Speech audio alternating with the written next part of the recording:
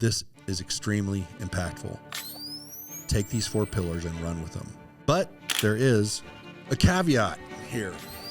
The caveat is that some people are really hard nuts to crack, and I've experienced this. You know, I had a conversation once with a couple that worked for me. They were both in sales. They told me that their dream was to buy a mobile wine bottling company. So wine bottling on a truck for boutique vineyards. And we worked through this. I did this whole one-on-one with them, this deep dive one-on-one, followed this exact format. Before we were done, the last appointment I had them put on their calendar was 1 year from now, you're fired. Welcome back to the Monster Mindset, everybody. Glad you're here. Today we've got some great stuff. I'm going to be giving away a key here on some leadership principles, and actually something that's very actionable, that's something you can take to your team, to the people you lead.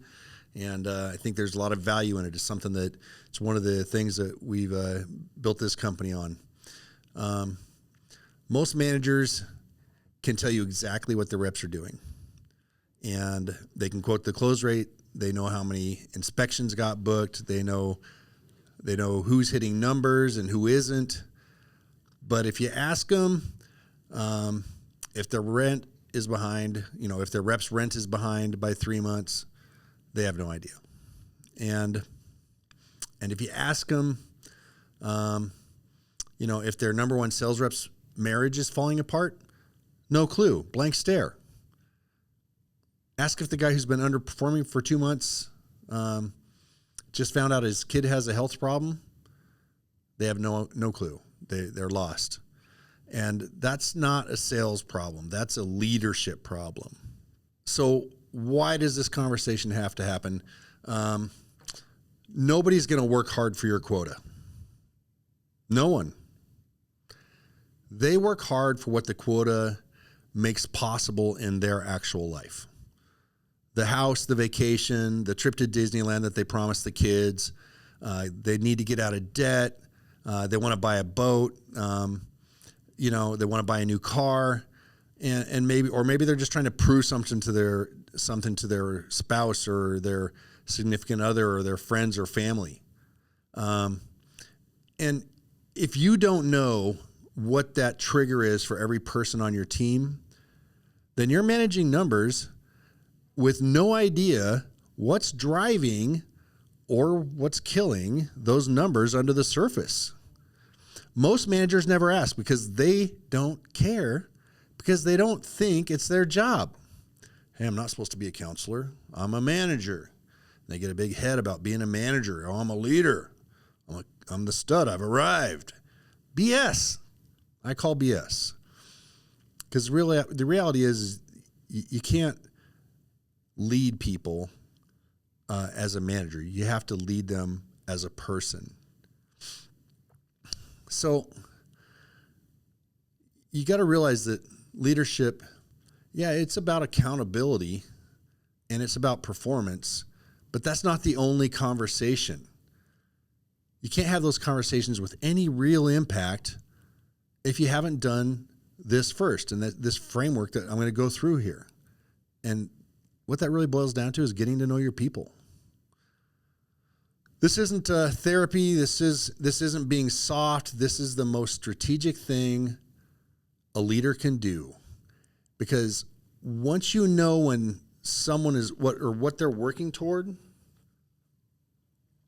you can connect their daily behavior to the life they actually want. That's the lever here.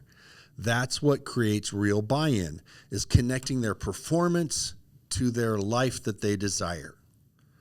And you don't know what they desire unless you get to know the person. That's it. Most managers know their rep's close rate. I know their rent. That's a difference in what that gets you. So you need to set up this deep dive one-on-one, and you need to set up the intentions with the person that you're meeting with, the person that you're leading. So, and there's 4 pillars to this, but before you even get into those, how do you open the conversation? You need to be direct about what the conversation is and what you expect from it.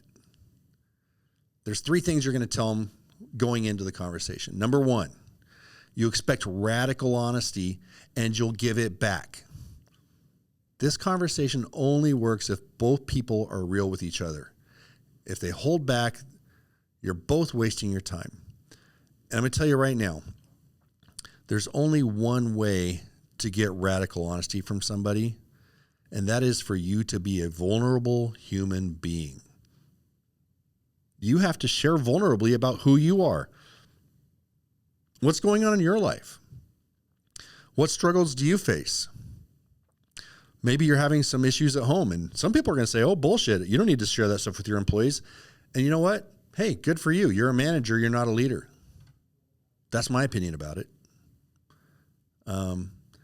If you can't lead with some vulnerability, then you're just going to be an arrogant prick.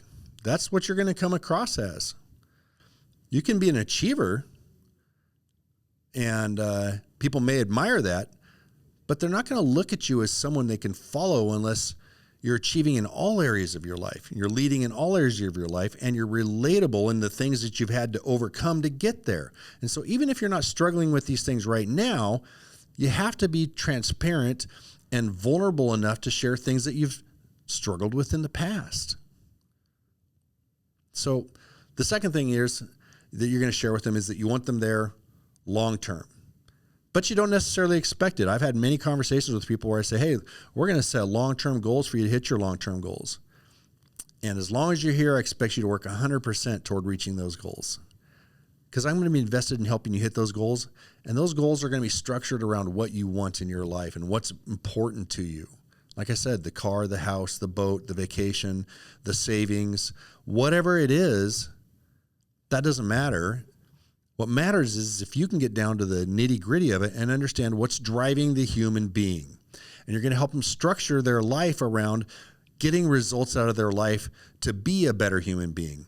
And so the categories of what we're going to talk about, the 4 different pillars, are things that you need to also be taking very seriously with yourself to try to be that type of a person that someone can look up to. But as long as they're there, they're expected to give their best. And you are going to work to help them be as successful as possible while they are. They need to understand your buy-in is right there with theirs. The third thing is your goal is to actually know them. These are the 3 things that you're sharing up front, right? To set the stage. Not just to manage their metrics, but to understand what they want out of their lives so you can help them get it. Most people struggle with structure. They struggle with understanding like long-term consequences. And long-term consequences are, and fortunately for me, I always think long-term, but a lot of people have a hard time thinking past today. They really struggle with thinking past the end of the week when they're getting the paycheck and what they're going to do with the money they get, and forget about thinking about a month from now. They're just trying to get through life.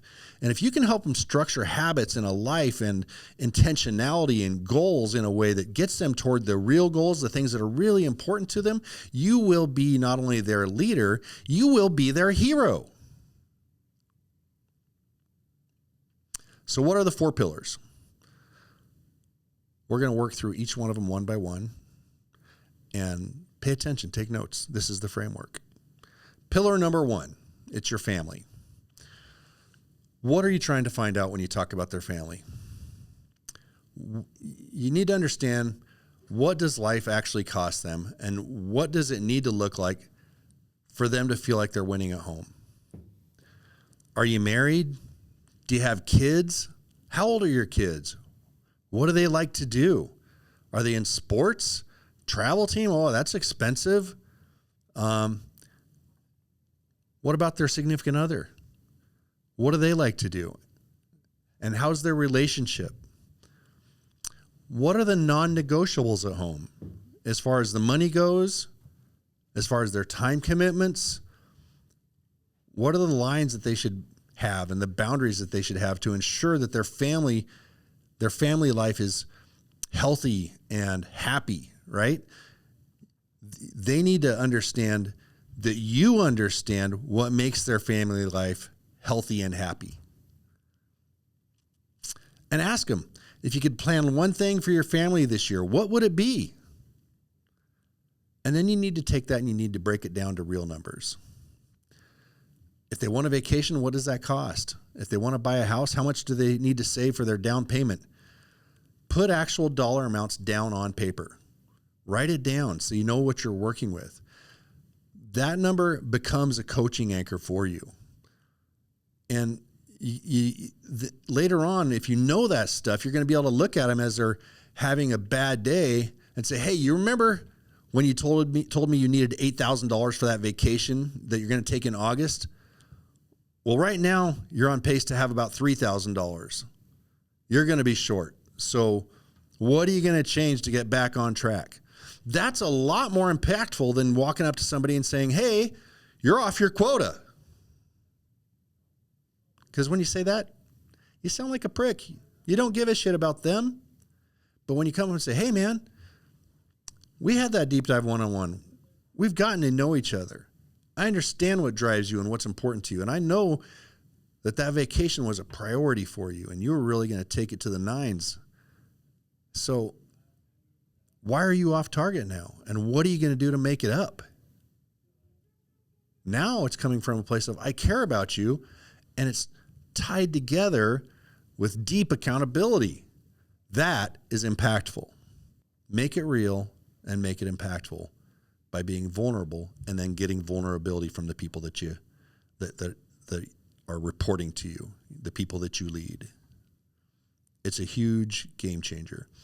And it's not only what is that vacation cost, but understand what does it cost just for them to live? How much is their rent? I mean, some people aren't going to want to share that stuff. I get it. Not everybody will. If you're leading in the right way, they'll share. If they know that you're there to help them win, they'll share. If they're not giving that stuff, you're not getting enough buy-in. That's it. They're unwilling to be transparent. You're just not getting enough buy-in. They don't trust you enough yet. That's why the vulnerability comes in. You have to share vulnerably so they can see that you're a real human being and it's okay to be real with you. So get their monthly budget. Understand the extra money that they need to have in order to buy the boat, the car, the house, the vacation, whatever it is. And if you get that, now you've got a number to work with that you can reverse engineer down to a daily activity at work that makes a difference in their lives. So pillar number 2 is their social life. What are you going to try to find out? Do they have a life outside of work? Are they isolated? Are they burning out? Or are they actually healthy? Do they have friends that they hang out with? Do they have healthy outlets? Things that relieve stress for them, friends that they can share their hearts with and be real with. Hopefully they do. But if they don't, help them structure some different habits to be healthy in their social life as well. We've talked about healthy at home with the family. Now a healthy social life, along with the other 2 pillars I'm going to give you in a minute here. And suddenly you have a whole and healthy human being who is capable of doing way more than they could before because there was something lacking in their lives. And you're trying to take the lack out of their lives and make them a whole person so they can wholly perform. And that person, when you've got that person, you run for miles. That's powerful. So, asking them about their social life, it sounds simple. But a rep who has zero social life and goes home and sits alone, they're going to burn out fast because they got nothing else. They're going to tie their entire emotional state to how their day went at work. And you don't want that. You don't want them to be happy, healthy human beings. If they don't have a social life, they're going to have a fragile spirit. They're going to be easy to break when they're faced with adversity because they've got nothing else to think about. So you want to make sure you know if they're intentional about, time off and rest and relationships and community outside of work. I mean, for me, I got to tell you, like most of my friends and friendships come from work because I am kind of a workaholic, but I am intentional still about doing social things, even if it's people that I work with. At least I have a group. So what kind of questions would you ask? Do you have a core group of friends? When was the last time you actually did something fun? What do you do to decompress after a hard week? Are you scheduling any of this, or are you just hoping it comes up 2 or 3 times a year? Again, you're helping them structure. You're helping them structure their lives in all aspects. So don't actually try to book their social calendar, but maybe you could add an appointment to their calendar, their work calendar even, that says, remember to find something fun to do this week and plan it now. And you put that on their Monday calendar for 8 a.m.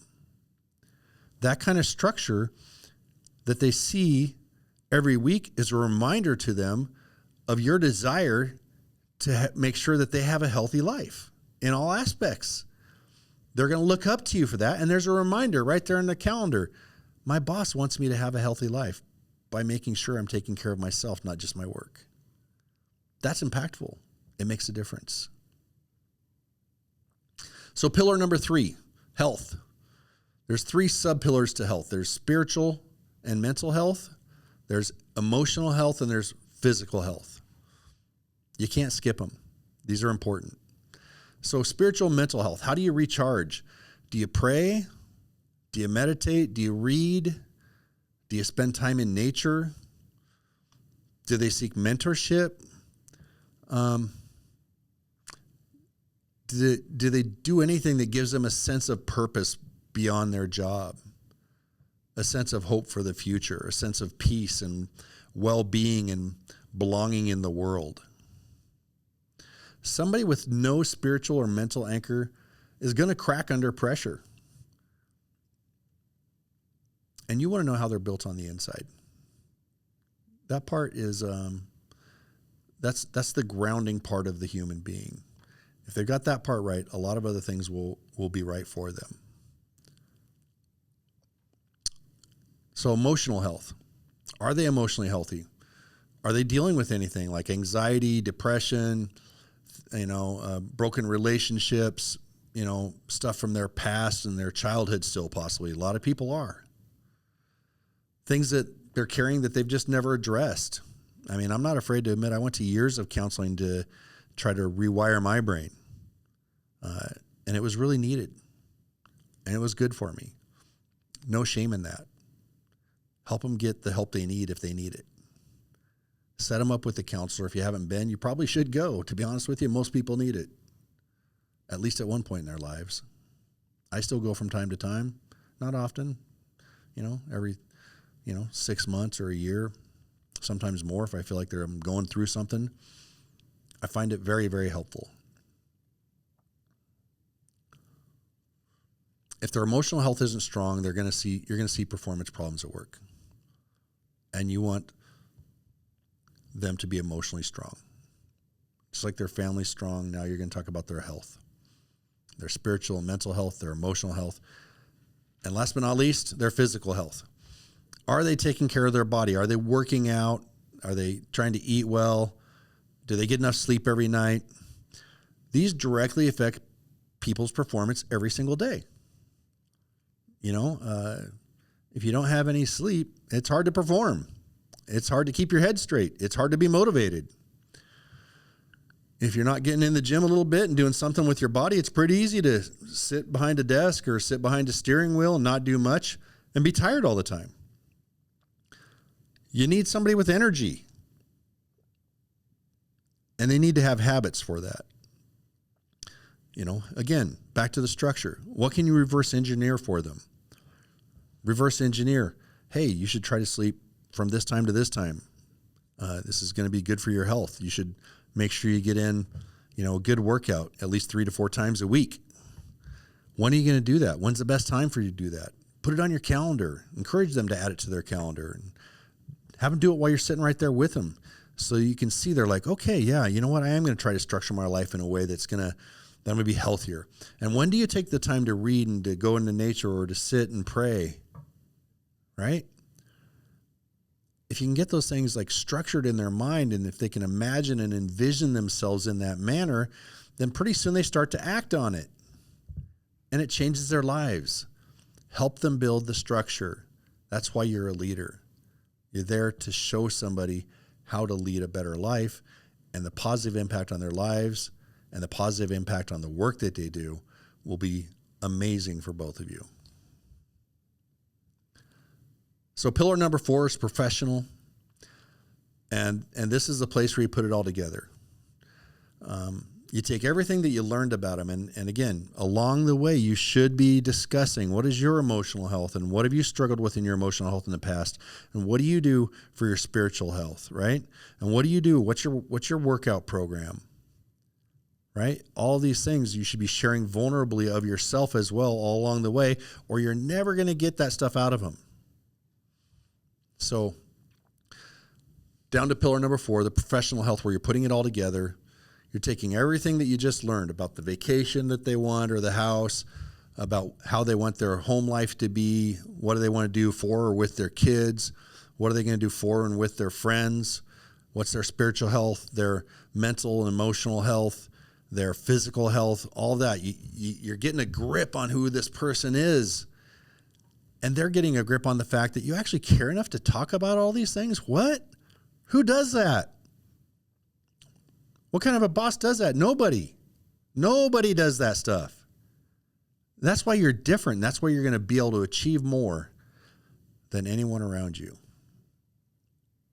Because you get this out of yourself and out of your team. So for work, what does their performance at work need to look like to fund the life that they just described to you? If they need to make $80,000 a year to live that life and they're currently only on pace to make $50,000 a year, that's a gap. And you got to have a real number that you can work toward. How do you make up the difference? What's the solution to get there? You know, I had a conversation once with a couple that worked for me. They were both in sales. And they told me that their dream was to buy a mobile wine bottling company. So wine bottling on a truck for boutique vineyards. And we worked through this. I did this whole one-on-one with them, this deep dive one-on-one, followed this exact format. And at the end of the conversation, we had decided that they were going to be able to achieve their goals in 1 year. And so before we were done, the last appointment I had them put on their calendar was 1 year from now, you're fired. Why did I do that? Well, obviously I don't want to just fire people that I've gotten them into a good working space, but they understood my level of buy-in. And in exchange for that, I told them, in the meantime, I need 110% out of you. You can't miss a goal. They understood that I was trying to help them achieve their goals. The emotional buy-in was locked in at that point because I was putting my actions behind my words and I wasn't being selfish with what I desired. I was being selfish that I wanted them to perform highly during the time that they were there, and I absolutely expected it. And I knew exactly the button to push to get them to move toward their goals, to move toward the lives that they wanted to live. So you're going to take all these goals and you're going to write it down. Goals in your head are not goals. Those are just dreams. You got to write it down. Skip the dreams and wishes. Let's do what's real. Let's get it written down. Let's take action. Let's do something with it. Let's have a structure to it. Let's have accountability to it. You take a 1-year goal or a 5-year goal, and let's start with 5 years, and you say, hey, what does that mean in 3 years from now that I have to achieve? Okay, let me break that into a 1-year goal. And over the course of the next 3 years, what do I need to achieve each year in order for that 3-year goal to be true, in order for that 5-year goal to be true? All right, I've got it down to 1 year now. Now what needs to happen every month? Now it needs to happen every week. And now I understand I have to make this happen every week in order to achieve my 5-year goals. If I do that, the consistent effort will get me a long ways in life, way further than you might think. And you break that week down into today's activity. What do you need to do today to excel enough to reach your goals? And by doing this over and over again, you're going to hit your goals 5 years from now. If you can do that and you can write it down and you can structure a plan right down to the daily activity, now you're a leader.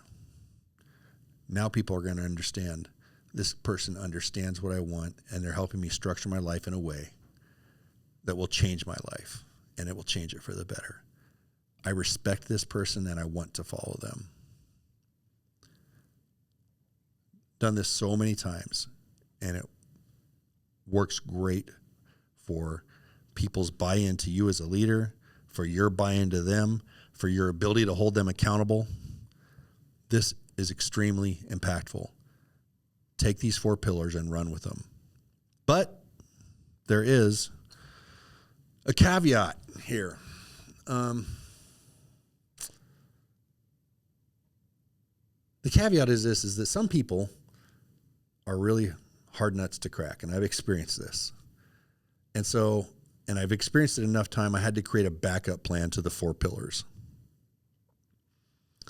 And you have to be really stubborn about getting down to the nitty-gritty of who somebody is if you're having a hard time getting real with them.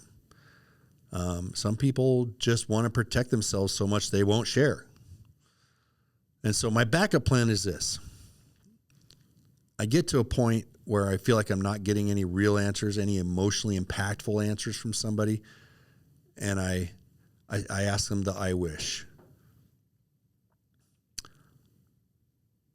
I need you to finish this sentence 3 times.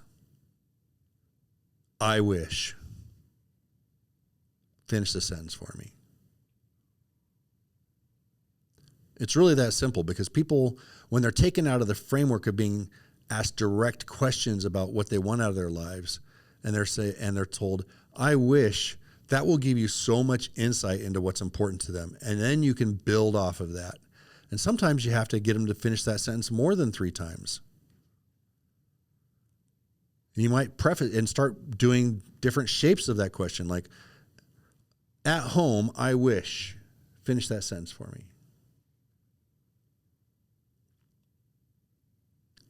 With my friendships, I wish. Finish that sentence for me. Right? If you do this enough, you'll break through eventually. The hardest one I ever did, this guy was hard to crack. But when I was done, he had finally spilled his guts, and he started crying because he never let people get through to fully understand him. And that's really powerful when you get somebody that finally cracks and you can see the emotional buy-in, because you were invested in ensuring that you really knew that person, that you had shared vulnerably, that you were real.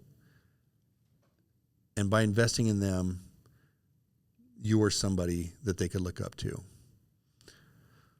And talk about the time for just a minute here. This is not a short window of time. This will take an hour and a half if you're doing it right. And if somebody that's hard to crack, it's going to take 2 to 2.5 hours to really have this conversation. These are deep conversations. I've ran through the framework. You need to work with a person to do this. Create the conversation. Have deep conversations.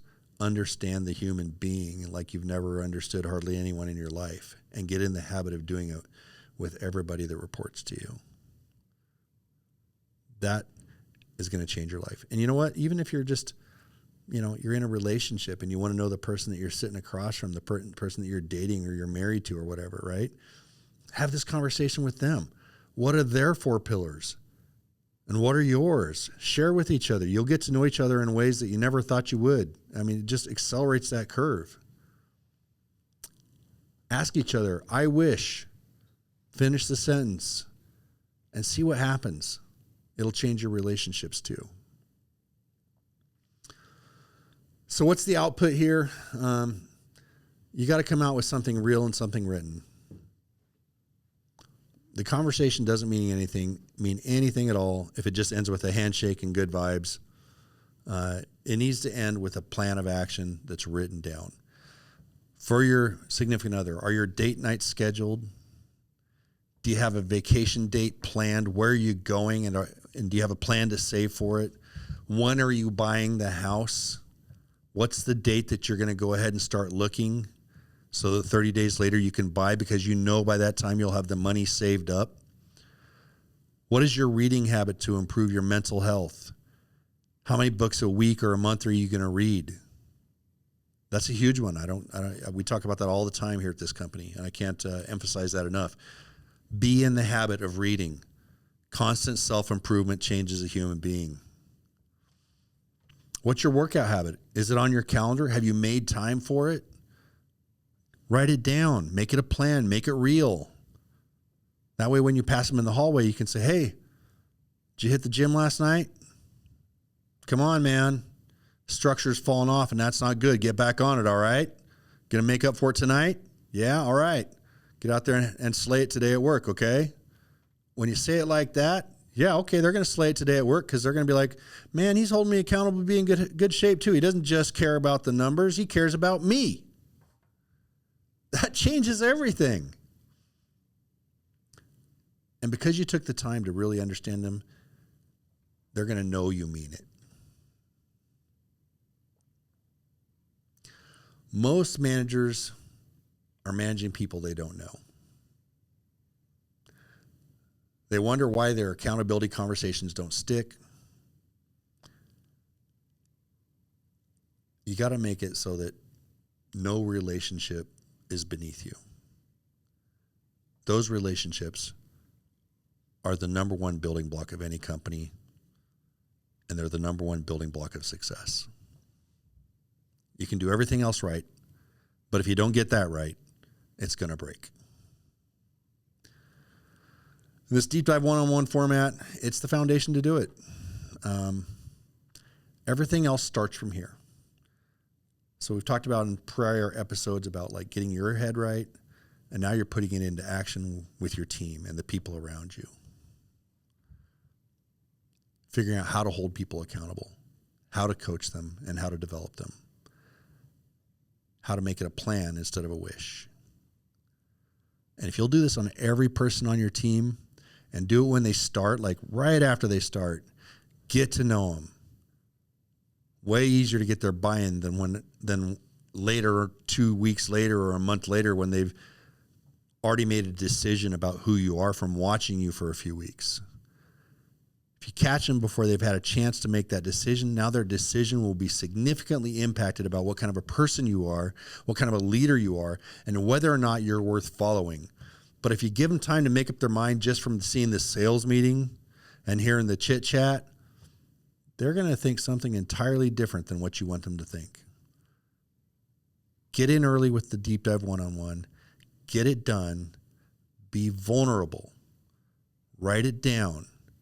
Follow the 4 pillars: family, social, health, professional. Connect the dots on paper and on a calendar, and it'll be life-changing for you, for your organization, and for your employees. And just remember, radical honesty all the way through. So I hope that helps. That's the monster mindset of the day. By the way, if you haven't already, make sure you like and subscribe and share. Appreciate it. Oh, hey, one other thing. There's a downloadable free workbook to go over this, monstermindset.com. Check it out.